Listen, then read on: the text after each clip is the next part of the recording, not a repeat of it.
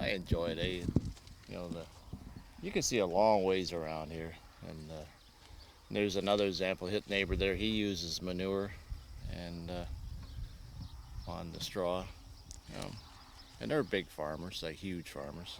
So it's an old practice that reliable. Just something that smells and offensive to you, but no, it's a good product on there. It wouldn't travel through the soil as fast as say your commercial fertilizers, and that can. And like today we have tile in the fields and the cracks like that. You take granular fertilizer, it's going to fall on that crack and probably sit right on top of that tile. Next big rainstorm, it's into your system. Manure is more, with the stuff we have, is more straw and hence, so it's all stuck in there and it takes water to break it out of there slowly, and the plant gets to eat it and feed on. Everything has to stay within the first 6 inches of ground, and that's where you want it to stay. It's there, and then all the root systems are there, and that makes a real good topsoil.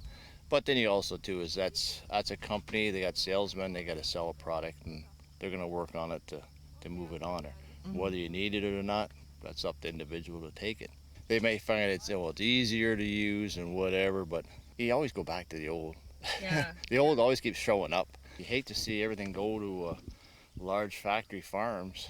The future of farming needs the young people, and I don't know whether they can get the young people from the originating farms to keep everything going. You're going to have to go to another source of people to carry it on. Quality time. Quality picking time. Get to ride the ATV. Ryan, she's riding the ATV. I mean, they'll pick a little faster just so they can take a load up to the house. I noticed with the 3 of my kids when they learned to drive a car.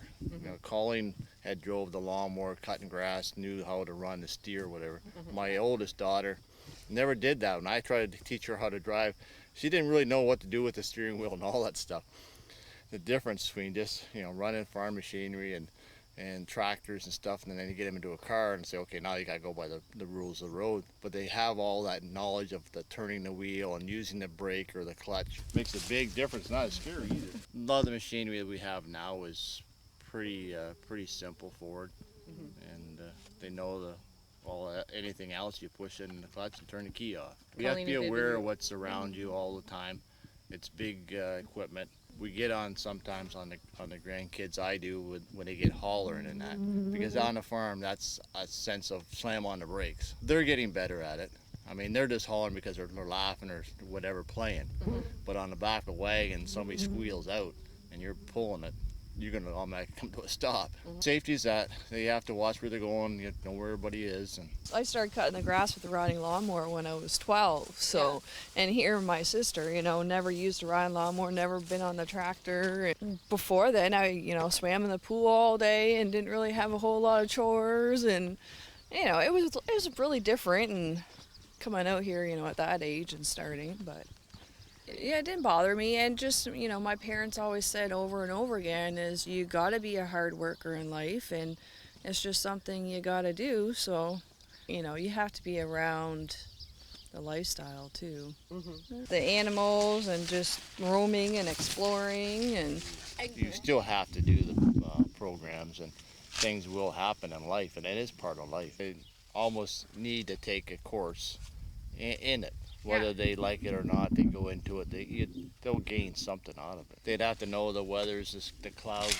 I mean, I don't even know whether they teach them the different shapes of clouds to watch for, or the rumble of thunder. If you hear the thunder, you should be out of the field. The lightning could strike you, any time. There's life-saving parts of it that they can hear, and they need to get the kids into it. If you get 20 kids and one becomes a farmer, that's one more than you had. One of the greatest things I think is the plant breeders who are breeding different plants and getting us a good product out there. It's resistant to the diseases and give you the right tomato you need in the right shape. Those people are really important, I think, myself. We need good product. Sometimes people overreact and they go against what science. You have to go by the science of your product that's being, put out there for you to use. They've had to do the testing, the regulations, and whatever, and that will feed the people of the world. Those programs got to be there.